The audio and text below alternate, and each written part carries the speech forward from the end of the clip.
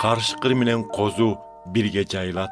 Арыстан өгүздөй болуп саман жейт. Ал эми жылаандын тамагы топурак болот. Алар менин ыйык тоомдун эч бир жерине зыян келтирбейт, жамандык кылбайт дейт Теңир.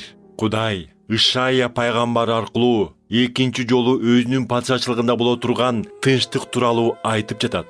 Ал жайда жаныбарлар да бири-бири менен кастыкта эмес, тынчтыкта экени таң каларлык. Ушул мазмундагы аяттар Аян китебинин 21 бөлүмүндө жазылат.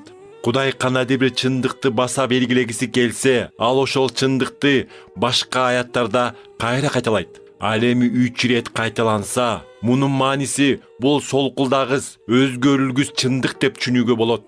Бул сүрөттөлгөндөй учур бир убакта келери чындык.